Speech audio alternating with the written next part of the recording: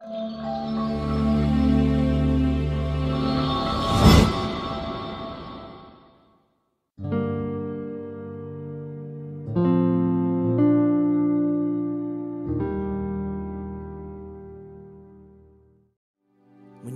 Engkau dengan segenap hati dan hidup kami, Tuhan. Thank you, Lord Jesus.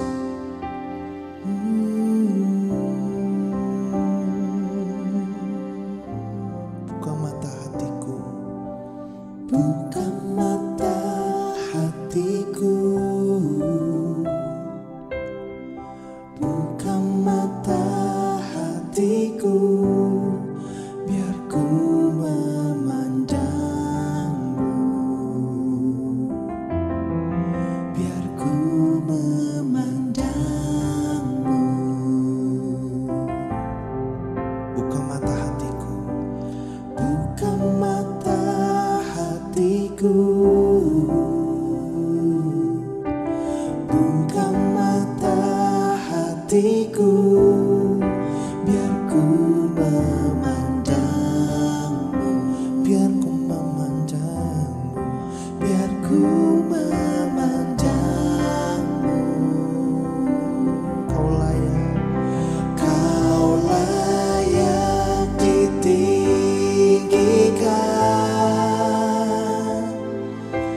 nyata kemuliaan-Mu, curahkanlah kuasa-Mu, ku sembah kudus, kudus, kudus. Buka mata hatiku, Tuhan, buka mata hatiku, buka mata hatiku, biar ku memandangmu, biar ku memandang, biar ku memandangmu. Buka mata hatiku, buka mata hatiku,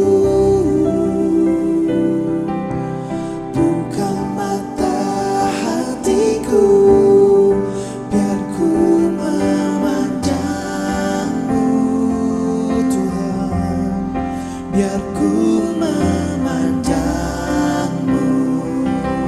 Kau layak, kau layak ditinggikan. Amin. Nyata kemuliaan-Mu, curahkanlah kuasa-Mu, ku sembah kudus, kudus, kudus. Kau layak, kau layak ditinggikan.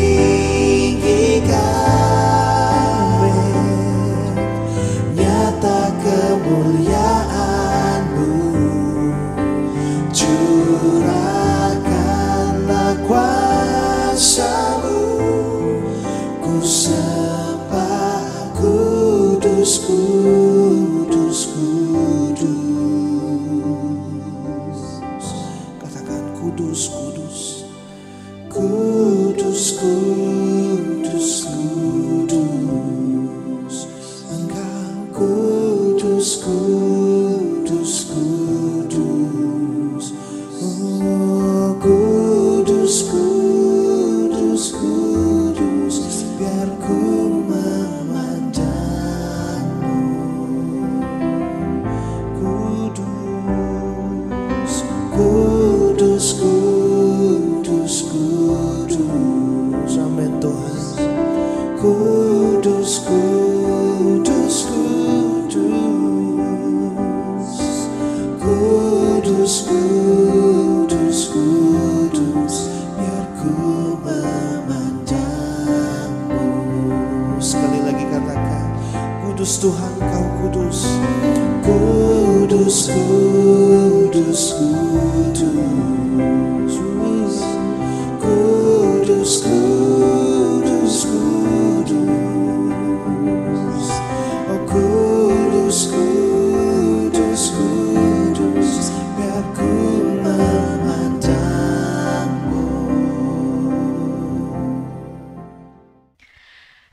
Saat kau perlu Tuhan tahu, saat kau minta Tuhan dengar, saat percaya Tuhan bekerja. Saat menangis Tuhan tahu, saat berdoa Tuhan dengar, saat bersyukur Tuhan berkati. Shalom saudara, hari ini kita akan belajar kepada satu firman Tuhan dengan tema The God who is everywhere and He knows everything. Tuhan tahu apapun yang terjadi dalam kehidupan kita dan Dia ada di mana-mana. Saudara, mari sama-sama kita buka 1 Tawarik 28 ayat 9. Nah, Raja Daud berkata kepada anaknya, "Dan engkau, anakku Salomo, kenalah Allahnya ayahmu dan beribadalah kepadanya dengan tulus ikhlas dan dengan rela hati. Sebab Tuhan menyelidiki segala hati dan mengerti segala niat dan cita-cita. Jika engkau mencari Dia, maka Ia berkenan ditemui olehmu. Tetapi jika engkau meninggalkan Dia, maka Ia akan membuang engkau untuk selama-lamanya." Hal itu adalah nasihat terbaik, saudara. Ada beberapa kata, ada beberapa kalimat yang perlu kita garis bawahi dalam 1 Tawarik 28 ayat 9 ini.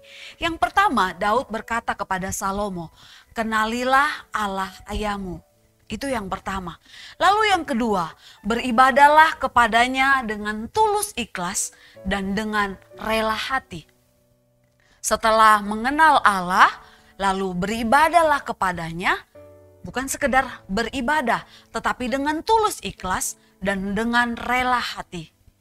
Dikatakan di selanjutnya, sebab Tuhan menyelidiki segala hati.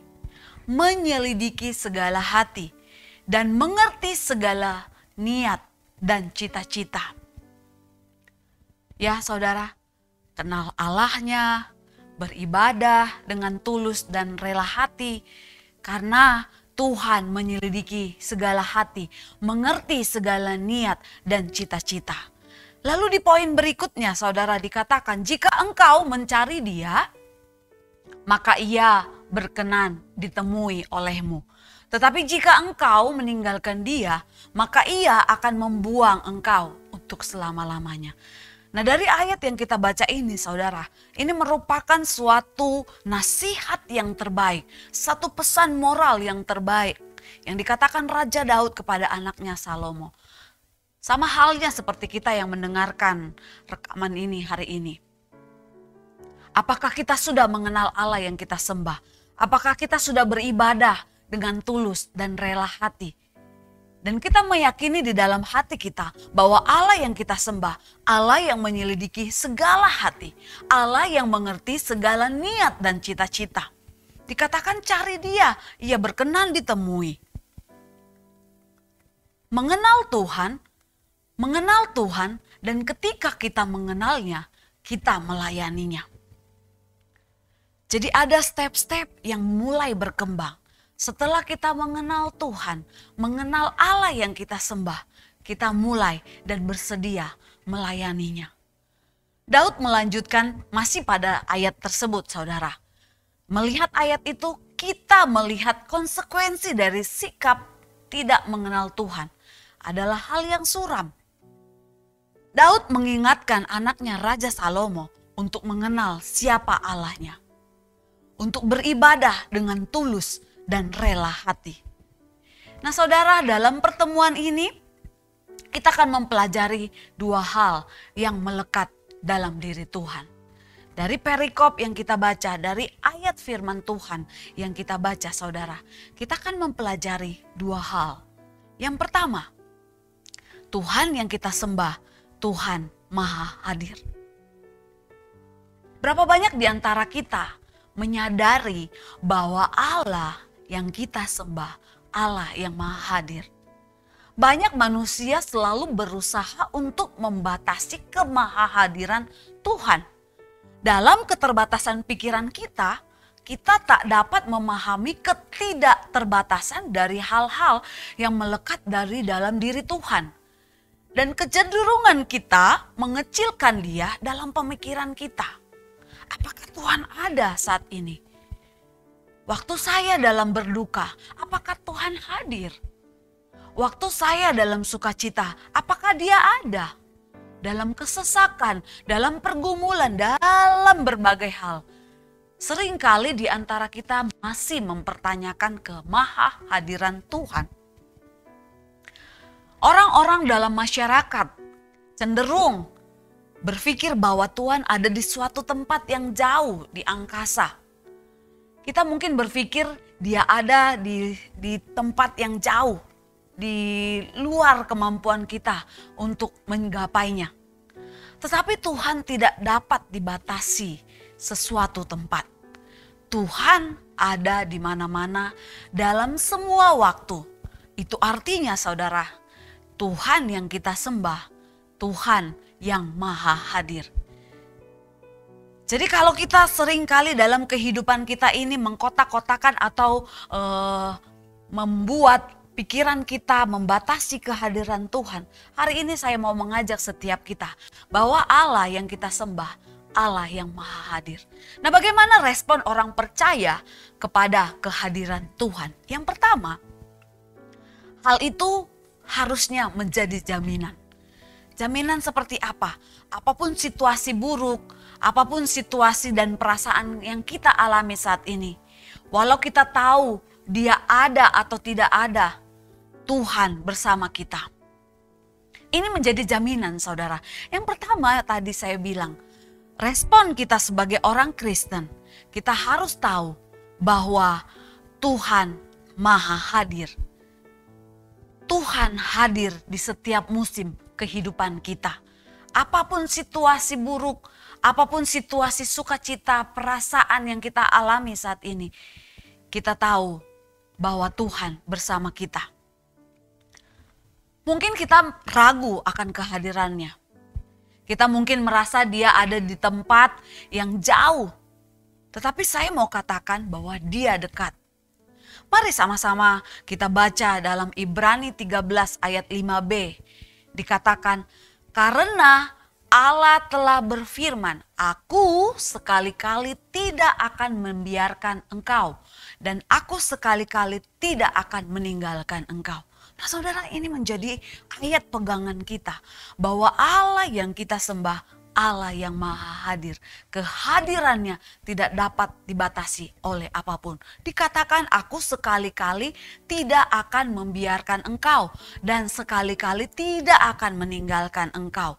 Artinya saudara, Dia omnipresent. Dia hadir bersama-sama dengan kita.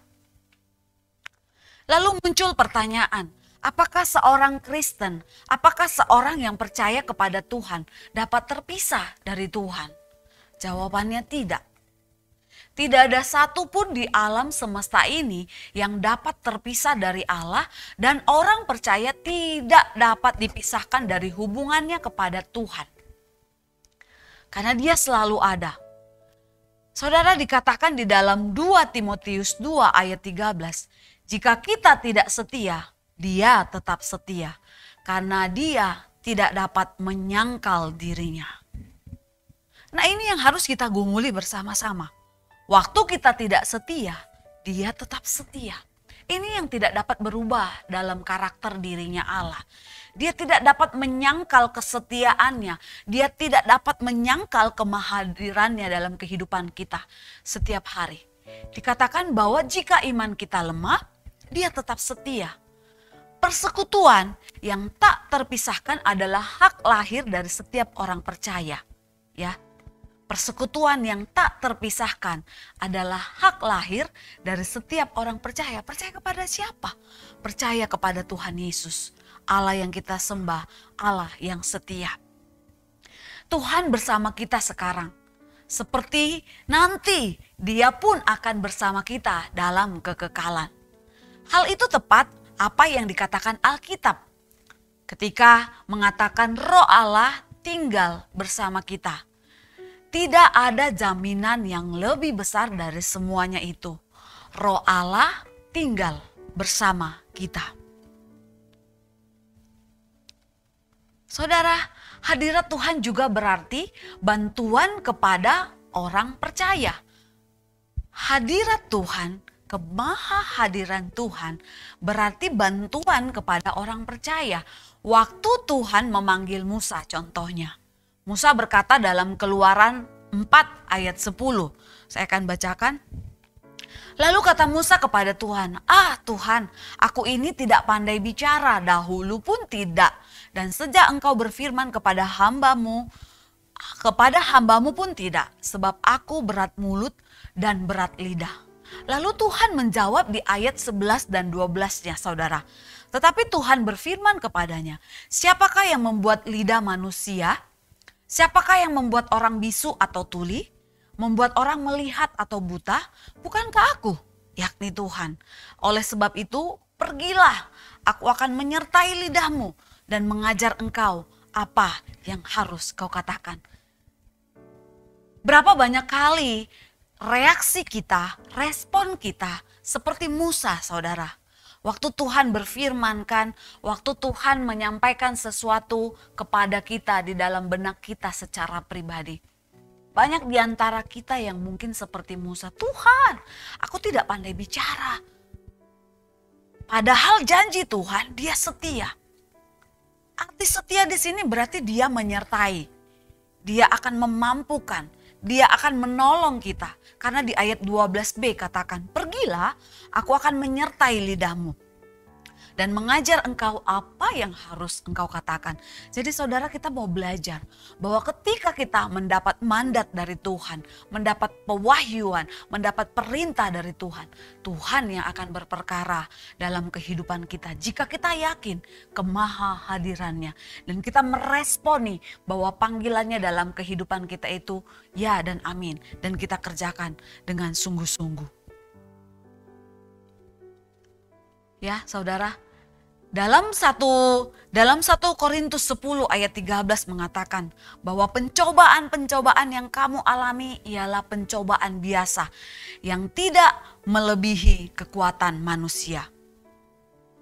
Untuk berkata-kata tentang kehadirannya, hal itu bukan berarti bahwa dia berdiri dan melihat. Maksudnya secara langsung ada di hadapan kita. Hal itu berarti bahwa dia ada untuk membantu kita dalam pekerjaan kita untuknya. Kalau Tuhan yang suruh, maka Tuhan yang urus. Amin saudara. Tuhan yang akan memampukan kita untuk melakukan apa yang Tuhan ingin kerjakan dalam kehidupan kita. Waktu Tuhan memberikan amanat agung dia dalam Matius 28 ayat 20, saudara masih ingat? Ajarlah mereka melakukan segala sesuatu yang telah kuperintahkan kepadamu. Dan ketahuilah aku menyertai kamu senantiasa sampai kepada akhir zaman. Nah saudara, ayat ini mengandung janji di mana adanya jaminan waktu sesuatu hal yang dikerjakan untuknya akan diberkati dengan kehadirannya dan pertolongannya yang berkuasa. Nah saudara, kita harus memahami dan menyadari bahwa hadirat Tuhan memagari kita dari segala pencobaan, segala ujian, proses kehidupan yang kita lalui. Seperti tadi yang saya bilang di 1 Korintus 10 ayat 13. Pencobaan-pencobaan yang kamu alami ialah pencobaan-pencobaan biasa yang tidak melebihi kekuatan manusia. Sebab Allah setia dan karena itu Ia tidak akan membiarkan kamu dicobai melampaui kekuatanmu. Pada waktu kamu dicobai, Ia akan memberikan kepadamu jalan keluar sehingga kamu dapat menanggungnya. Tuhan hadir kepada setiap orang yang percaya untuk menolongnya melawan pencobaan yang tidak dapat ditangani. Nah saudara, apalagi yang perlu kita ragukan dalam kehidupan ini? Karena ini janji Tuhan, Dia akan memberikan kekuatan, Dia akan memberikan jalan keluar. Sehingga kita dapat menanggung semua yang Tuhan arahkan di dalam kehidupan kita. Semua yang Tuhan izinkan terjadi di dalam kehidupan kita. Pertanyaannya, sudahkah kita percaya kehadiran Tuhan yang maha hadir, Allah yang maha hadir, yang memotivasi kita untuk menaatinya semakin giat lagi dalam pekerjaan Tuhan. Ketika kita berdosa, apakah dosa pikiran, apakah dosa perkataan, atau dosa perbuatan, hal itu juga dapat kita lakukan dalam kehadirannya. Saat kita menyembah Tuhan, saat kita ngedumel, saat kita melakukan yang tidak berkenan kepada Tuhan, Tuhan tahu, Tuhan hadir. Nah saudara, bagi orang percaya, doktrin kemahahadiran Allah sangatlah penting. Tetapi apa artinya bagi orang yang tidak percaya? Orang jahat tidak memiliki tempat untuk bersembunyi. Dikatakan dalam Amos 9 ayat 2-4. Saya akan bacakan. Sekalipun mereka menembus sampai ke dunia orang mati, tanganku akan mengambil mereka dari sana. Sekalipun mereka naik ke langit, aku akan menurunkan mereka dari sana. Sekalipun mereka bersembunyi di puncak gunung Karmel, aku akan mengusut dan mengambil mereka dari sana. Sekalipun mereka menyembunyikan diri terhadap mataku di dasar laut, aku akan memerintahkan ular untuk memangut mereka di sana. Sekalipun mereka berjalan di depan musuhnya sebagai orang tawanan, aku akan memerintahkan pedang untuk membunuh mereka di sana. Aku akan mengarahkan mataku kepada mereka untuk kecelakaan dan bukan untuk keberuntungan mereka. Saudara, orang yang tidak percaya kepada Tuhan harus sadar bagaimanapun mereka mencoba untuk melarikan diri dari Dia, tidak akan dapat lolos daripada Tuhan. Mungkin banyak di antara kita memutuskan tidak lagi mau ke gereja, tidak lagi mau membaca Alkitab, menghindari pertemuan-pertemuan agama atau diskusi-diskusi kekristenan. Mungkin kita mengeluarkan Tuhan dari pikiran kita, meniadakan Tuhan dari pemandangan kita. Tetapi saya mau katakan, Tuhan ada. Tuhan ada di mana-mana dan Tuhan Maha Tahu. Lalu poin yang kedua, saudara, kita akan belajar bersama-sama. Kalau tadi poin yang pertama adalah Tuhan Maha Tahu, Tuhan Maha Hadir. Lalu yang kedua, Tuhan Maha Tahu. He knows everything. Hubungan dekat dari kemahahadiran Tuhan adalah kemahatahuannya. Kita sudah diberi petunjuk untuk mengenal hal itu. Tuhan mengetahui segala sesuatu yang kita lakukan karena kemanapun kita pergi, Dia ada di sana. Dia tahu mengapa kita melakukan yang kita lakukan karena Dia melihat motivasi kita. Malahan lebih jelas daripada kita sendiri. Nah inilah kebenaran dari kemahatahuan Allah. Kalau kita masih ingat lagu sekolah minggu, mata Tuhan melihat apa yang kita perbuat. Tuhan Maha Tahu, Dia Maha Tahu apa yang kita perbuat. Di Mazmur 147 ayat 5 mengatakan, besarlah Tuhan dan berlimpah kekuatan kebijaksanaannya yang tak terhingga. Dia tahu bukan hanya segala sesuatu yang diketahui, tetapi dia mengetahui yang tidak diketahui kita juga. Karena Tuhan itu Allah yang Maha Tahu. Dan oleh Dia perbuatan-perbuatan kita diuji. Dikatakan dalam Ibrani, untuk kata pengetahuan dalam ayat itu, jamak menekankan pengetahuan Allah yang jauh lebih dari segalanya. Bukan saja Tuhan tahu segala sesuatu, tetapi Dialah satu-satunya yang tahu. Pengetahuan para malaikat sangat luas, tetapi mereka tidak tahu segalanya seperti kemahatahuan Tuhan. Nah mungkin ada pertanyaan di dalam diri kita. Di mana Tuhan mendapat pengetahuan? Di mana Tuhan mendapat pengetahuannya? Tuhan tidak mendapat pengetahuannya dengan belajar.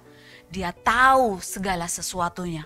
Dia tidak perlu menemukan sesuatu yang baru atau mengerti sesuatu yang lebih baik dari sebelumnya. Lalu siapa yang mengajarinya? Dikatakan Yesaya 40 ayat 13. Bertanya siapa yang dapat mengatur roh Tuhan? Atau memberi petunjuk kepadanya sebagai penasehat? Jawabannya tentu saja tidak ada satupun. Kalau kita baca di dalam Roma 11 ayat 34, Paulus mengatakan, sebab siapakah yang mengetahui pikiran Tuhan? Atau siapakah yang pernah menjadi penasehatnya? Jawabannya sekali lagi tidak ada. Tuhan tahu semuanya dan akan selalu tahu semuanya. Saudara, permohonan doa kita bukan berarti kita memberikan informasi kepada Tuhan yang Dia butuhkan. Karena Dia tahu sebelum engkau berdoa, sebelum engkau meminta, sebelum engkau membutuhkannya, Dia tahu apa yang menjadi isi hatimu. Dia tahu kebutuhanmu. Dia tahu apapun yang ada dalam pikiranmu sebelum kita berdoa. Kita berdoa untuk meringankan hati kita dan menunjukkan kita peduli akan hal itu. Dan Dia menjawab karena Dia memilih untuk mengerjakannya melalui doa-doa kita. Tetapi doa keseluruhannya keuntungan kita, bukan Tuhan. Kita dapat merahasiakan informasi yang Dia perlukan. Tidak ada pengetahuan di luar jangkauan Tuhan. Tidak ada rahasia pikiran, rahasia kata-kata atau rahasia perbuatan yang tersembunyi dari Tuhan. Apapun yang kita sembunyikan, saudara, seperti tadi yang sudah kita baca dalam Amos, kita tidak dapat sembunyi dari kemahatauan Tuhan. Dia dapat menemukan kita dimanapun kita berada. Kita tidak dapat membatasi kemahatauan Tuhan.